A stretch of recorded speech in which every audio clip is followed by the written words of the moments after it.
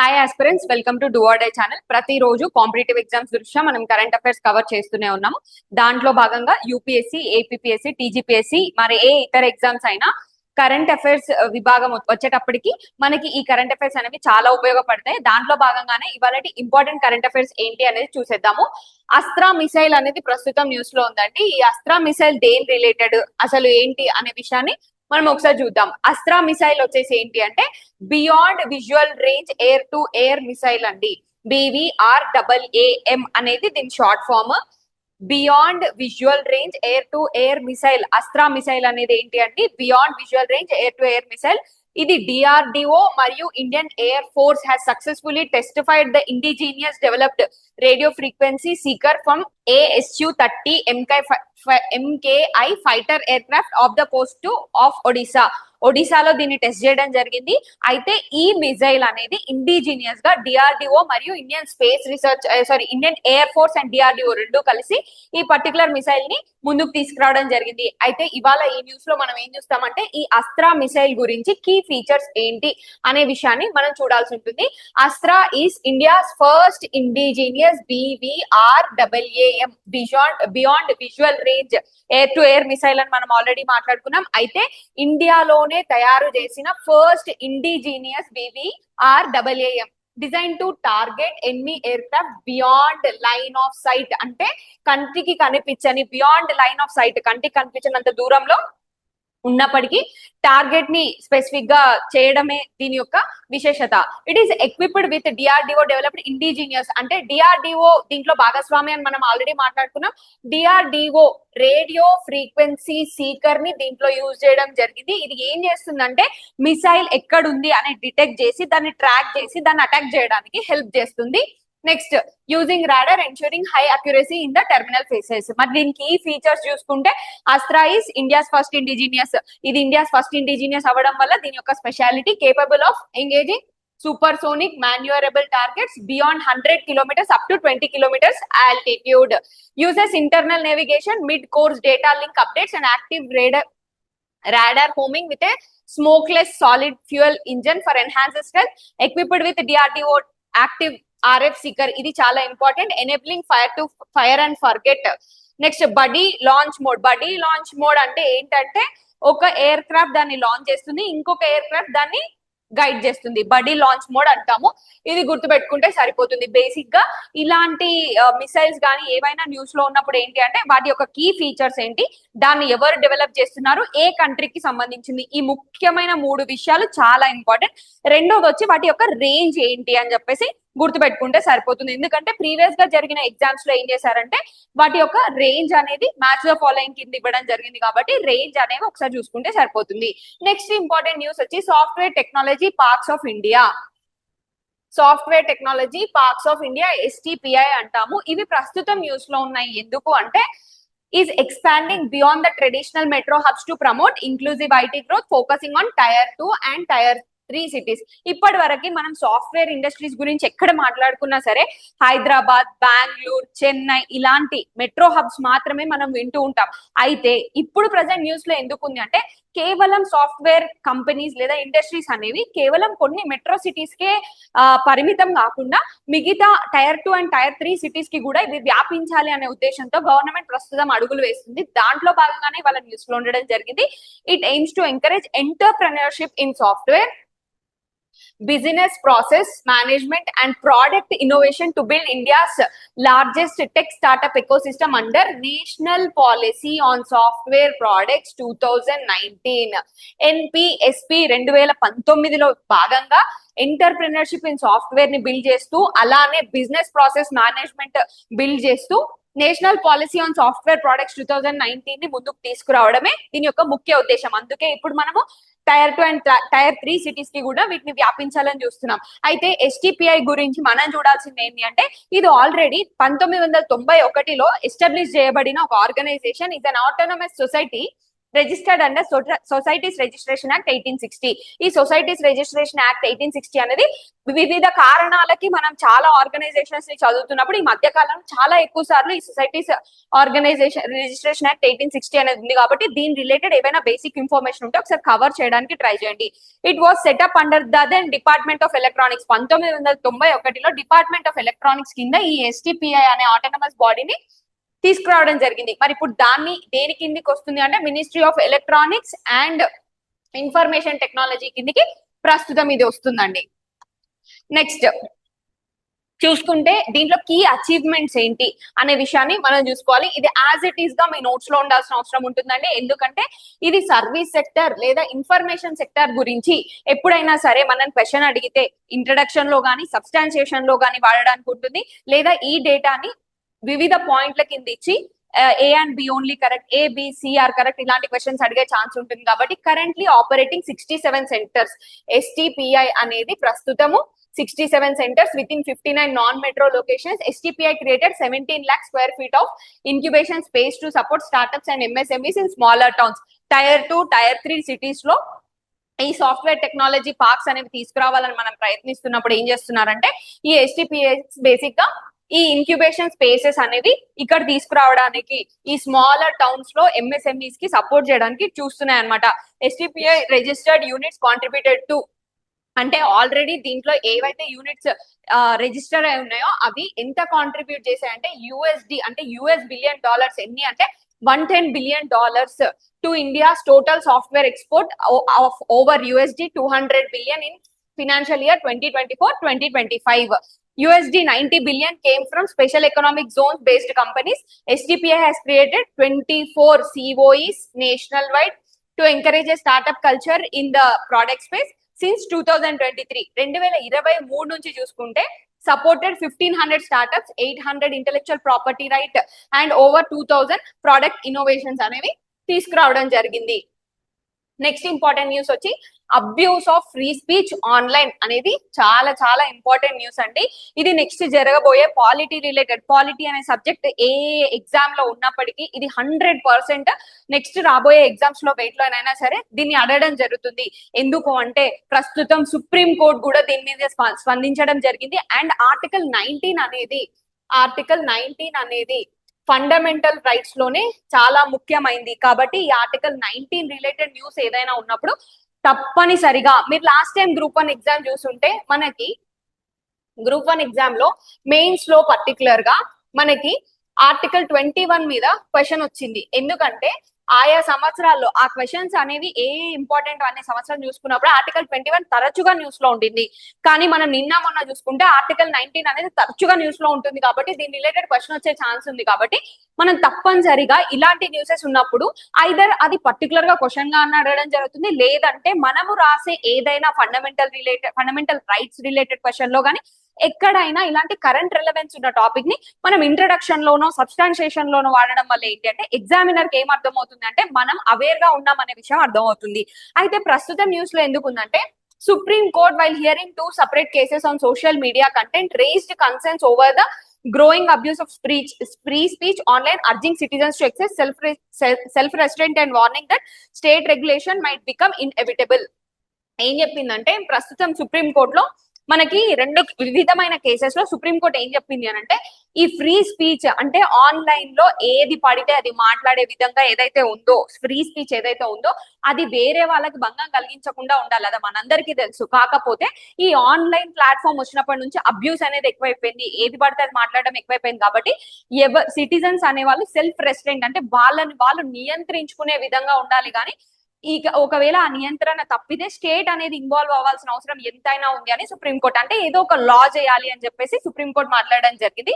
దీన్ని మనం బేస్ చేసుకొని ఇవాళ ఏం కవర్ చేస్తున్నామంటే కాన్స్టిట్యూషనల్ ప్రొటెక్షన్ ఏముంది అసలు దీనికి అనేది ఒకసారి చూద్దాము. అసలు ఫ్రీ స్పీచ్ అనేది article 19 Clause 1, Clause A of the Indian Constitution లో దీన్ని చెప్పబడ్డారు. Recognised as a corner stone of democracy and freedom of the press. Example Romila Thapar versus state of Madras అనేది ప్రస్తుతం మనం ఇక్కడ కవర్ చేసాం. నెక్స్ట్ రీజనబుల్ రెస్ట్రిక్షన్స్ చూసుకున్నప్పుడు ఆర్టికల్ 19 క్లాస్ 2 లో imposed in interest of sovereignty, public order, decency, morality, defamation, contempt of court etcetera అని చెప్తున్నారు. అంటే 19A లో ఫ్రీడమ్ ఆఫ్ స్పీచ్ ఇచ్చాము, కానీ ఆ ఫ్రీడమ్ ఆఫ్ స్పీచ్ దేన్ని అఫెక్ట్ చేయకుండా ఉంటే అది ఫ్రీడమ్ ఆఫ్ స్పీచ్ గా సిటిజన్స్ కి ఇవ్వబడుతుందో, అంటే రీజనబుల్ రెస్ట్రిక్షన్స్ అంటే మనకి ఫ్రీడమ్ ఆఫ్ స్పీచ్ ఉందని ఏది పడితే అది మాట్లాడి అవతల వారిని లేకపోతే అవతల బౌండరీస్ దాటి మాట్లాడే హక్కు మనకు లేదు. ఆ బౌండరీస్ ఏంటి అనే విషయాన్ని 19 క్లాస్ 2 లో మాట్లాడతాము. ఆర్టికల్ 19 క్లాస్ 2 లో ఏవి ఆ గ్రౌండ్స్ అంటే సావర్నిటీని డిస్టర్బ్ చేయకూడదు, పబ్లిక్ ఆర్డర్ ని డిస్టర్బ్ చేయకూడదు, డీసెన్సీగా ఉండాలి, మొరాలిటీ మెయింటైన్ చేయాలి, డిఫర్మేషన్, కంటెంప్ట్ ఆఫ్ కోర్ట్ ఇవన్నీ. Restrictions must be reasonable and subject to judicial review. Shreya Singhal versus Union of India struck down section 66A IT Act as a vague and arbitrary act. దీనికి example ఇక్కడ ఇవ్వడం జరిగింది. అయితే ఇప్పుడు మనకి ఇది చాలా చాలా ఇంపార్టెంట్ అండి. యాజ్ ఇట్ ఈస్ గా ఎవరైనా నెక్స్ట్ గ్రూప్ 1 కానీ యూపీఎస్సీ కానీ ఇలాంటి ఎగ్జామ్స్ ఏవి రాద్దాం అనుకున్నా ఇక్కడ మనం నెక్స్ట్ 2 స్లైడ్స్ లో డిస్క్రైబ్ చేయబోయేది యాజ్ ఇట్ ఈస్ గా మీ నోట్స్ లో ఉంచుకోవడానికి ట్రై చేయండి. అండ్ ఇది ఒక example of writing and answer గా తీసుకోండి. అయితే ఇక్కడ ఏం చెప్తున్నారు, గ్రోత్ ఆఫ్ సోషల్ మీడియా, ఇక్కడ rise of free speech, abuse on digital platforms, దీన్ని వివరించమని యాజ్ ఇట్ ఈస్ గా క్వశ్చన్ వస్తే సబ్ హెడ్డింగ్స్ ఏముండాలి అనే విషయాన్ని మనం డిస్కస్ చేద్దాము. గ్రోత్ ఆఫ్ సోషల్ మీడియా అనేది పెరగడం వల్లే రైస్ ఆఫ్ ఫ్రీ స్పీచ్ అనేది పెరిగి అది డిజిటల్ ప్లాట్ఫామ్స్ లో అబ్యూస్ ని పెంచుతుంది. First point.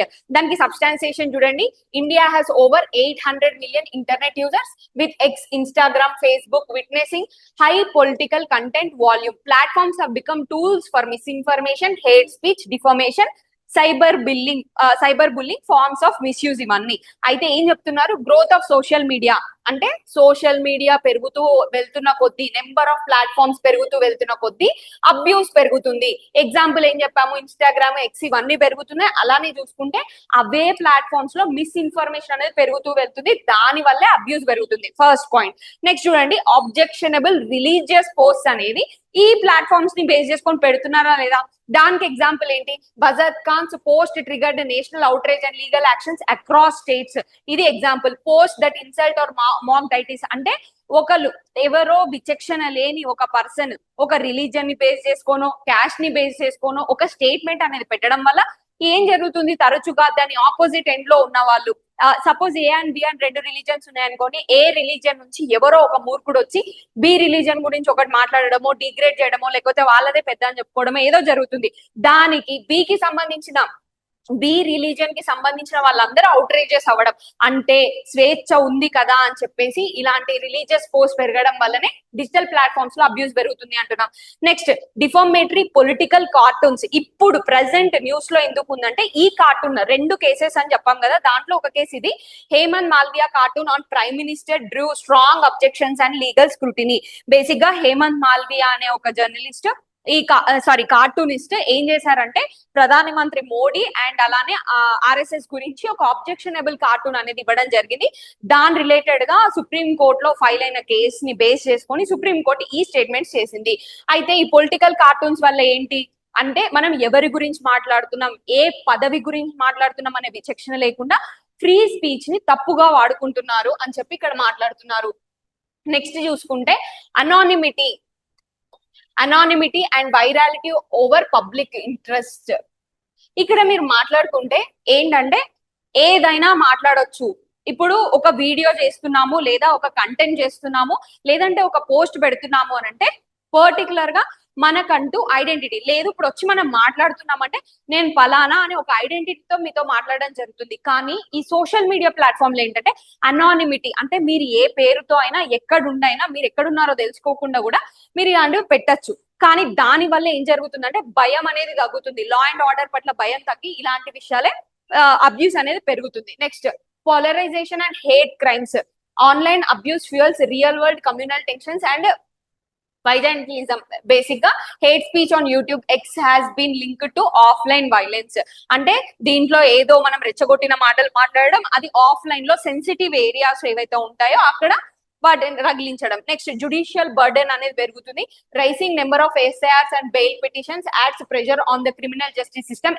Example, SC clubs multiple FIRs in Khan's case. Next, threat to national unity. ఈ నేషనల్ యూనిటీ కూడా ఇది భంగం కలిగించే విధంగా ఉంది. Violates fundamental duties article 51A to uphold fraternity and integrity.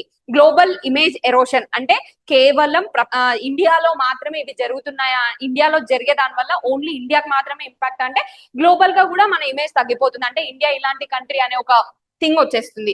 So as it is గా మీరు answers ఎప్పుడు రాస్తున్నా సరే ఒకటి గుర్తుపెట్టుకోండి, సబ్ హెడ్డింగ్స్ ఇచ్చి వాటికి సబ్స్టాన్సియేషన్, సబ్ హెడ్డింగ్ ఇచ్చి వాటికి సబ్స్టాన్సియేషన్ ఇస్తూ డేటాతో మాట్లాడుతూ వస్తున్నాం. ఇది ఒక ఆన్సర్ రాసే విధానం అని చెప్పడానికి ఇవి ఇలా యాడ్ చేయడం జరిగింది. ఇక్కడ చూసుకుంటే court observations and key cases related to this free speech ఏంటి అంటే బజాద్ Khan case 2025, Hemant Malviya case 2025 and Shreya Singhal versus Union of India 2015. ఈ 3 కేసెస్ ని మనం ఇక్కడ చూడడం జరిగింది. నెక్స్ట్ ఇంపార్టెంట్ న్యూస్ వచ్చేసి మనకి మ్యాగ్లేవ్ ట్రైన్ అనేది ప్రస్తుతం న్యూస్ లో ఉంది.